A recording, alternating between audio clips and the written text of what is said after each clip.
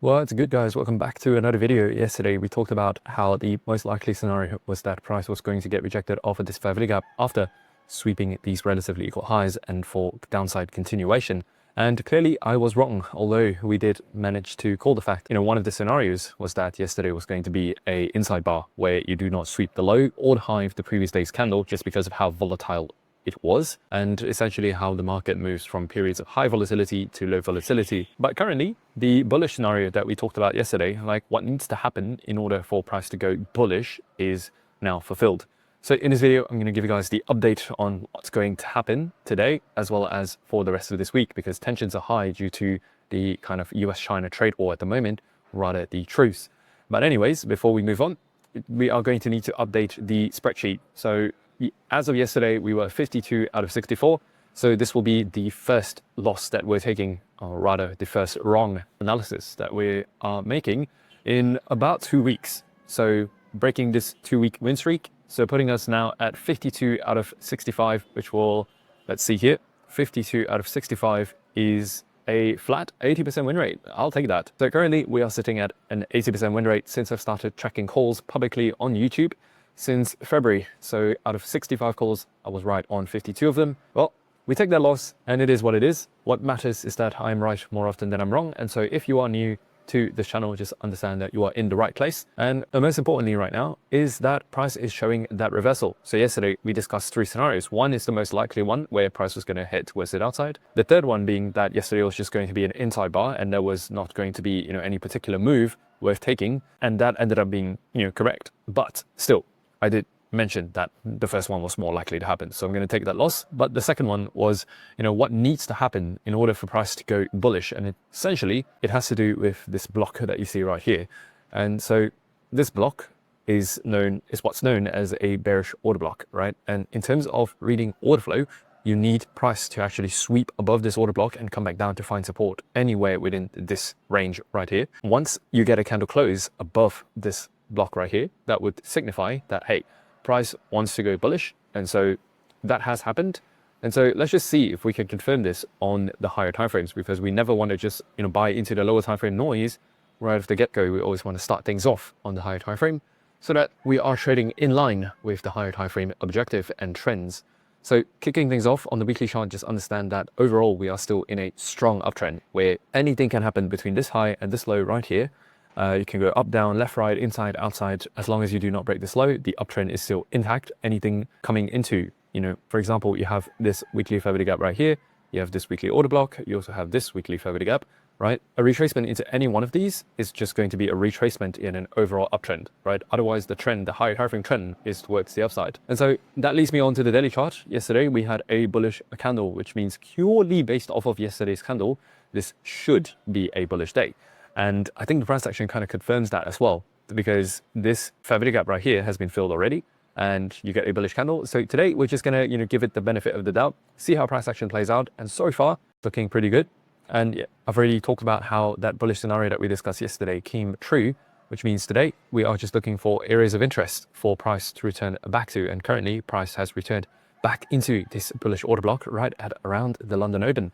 And if we can go into the lower timeframes, we will see that is the Asia low. Didn't quite get swept, but still the fact that you've returned back to this area sometime during the London session is a really good sign, because ultimately technical analysis, or rather accurate technical analysis, is not about just reading price. It's more about understanding the behavior of price at certain timing windows of the day. And one of those timing windows is definitely going to be the London session as well as the New York session. And so far, the fact that you have tapped into the bullish order block during the London session is a really great sign.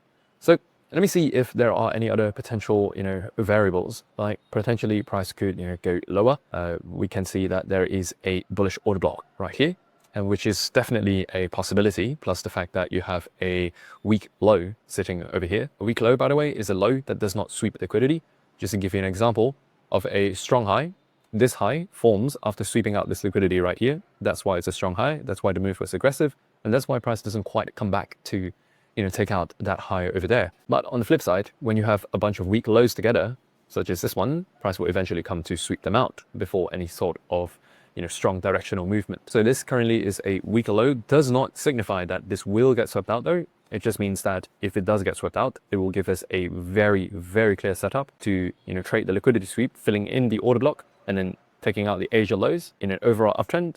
Like that's just kind of like a counterparty liquidity sweep during a trend, which is where most of the aggressive moves in the market tends to come from. If you take a look at most of the major expansions, right? Even if we just take a look at the 1 hourly chart right here, after you sweep out the liquidity, that's when the explosive move begins. Right here, after you sweep out the liquidity, that's when the explosive move begins. Once more, I guess no more explosive moves here, but the uptrend does tend to start after that liquidity sweep. So if it does happen, then that is a potential second scenario that we can look at. Otherwise, at the moment, based on how price action is shaping up, in fact, I have one other factor that I do need to check out, and that's going to be Forex Factory. Today, there is no USD news. It's going to be a little lower probability in terms of the setups and how fast action is going to play out, just purely because there is no news. Now, the way to use news, by the way, and this is how I kind of teach everybody, is that there are usually 3 variables when it comes to reading price action and when it comes to trading. One is the direction of price, right? Is it going to go up or down? The second is how far up is it going to go and how far down is it going to go? So that's kind of like 2 things that you need to predict.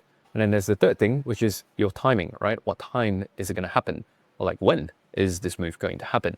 The benefit of news is that it kind of removes the third variable in the sense that when volatility is going to come in, and you just need to read the direction of price and how far it's going to go. And that's the benefit of news. Today, we do not have that. And so we cannot predict volatility. So the only things we can go off of is using the kill zones. And most importantly, just understanding the points of interest. In this case, that's the order block right here. I do think that just given how price is is setting up so far, I do think that we bounce from here. So the exact scenario that you want to look for though is ideally you want to see a break above the Asia high. So the Asia high at the moment is 104.100.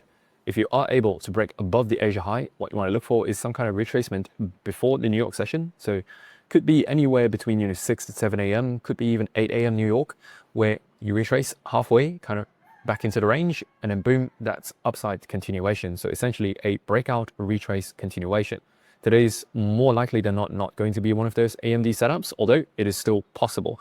So now that brings me on to second scenario, which is if you take out these Asia lows right here, that's relatively equal lows, if you take this out sometime during the London session, because it's only the start of the London session. In fact, this is only the start of the London kill zone at 2 a.m. So a lot can happen in the next, 5-6 hours before the start of the New York session. So if you do take this out, then you want to look for a trade. And in fact, these relatively equal lows go way beyond that. So if you take a look at there, that's also another relatively equal low. If you do take it out sometime during the London session, this will mark a Asia accumulation, London manipulation, and then potentially a New York distribution. Now, just one last thing to note is the fact that you can have the potential to come all the way back down to 102.800, filling in this bullish order block. Although the fact that we do not have news today, I'm not sure if we're going to get such, clean volatility, but if we do, then just understand if this happens, by the way, then more likely than not, New York is potentially going to go a little bit more towards the downside rather than giving you kind of like an instant, V-shaped recovery, just because of how much resistance it will need to overcome if you do sweep all the way back down to these lows. But if you do sweep down to these lows, then it's going to be pretty easy. This will be kind of the profile that you want to look for today. Oh, and by the way, apologies for not showing the camera today. That's a bit of a problem with the camera. It's been kind of lagging, so that's why the camera isn't on. But I'm currently working on a long kind of thesis / in-depth report on the US-China trade situation, just so you guys can understand what's going on and understand the implications of how that is going to be for crypto. If you would like to get access to it, I will make a video, but I will definitely also be sending an email to anyone subscribed on the newsletter. So if you want to just sign up to the newsletter, I'm going to put a link down below. It's not one of those newsletters where we're spamming you, like trying to get you to buy something. It's honestly, I'm sharing value, and we send an email every day. If you're interested, first link in the description box below. But otherwise, guys, if you enjoy these analyses from the smart money perspective on crypto, then make sure you subscribe and turn on the bell notification, because I'll be coming to you guys with daily uploads moving forward. Otherwise, guys, see you in the next one. Bye-bye.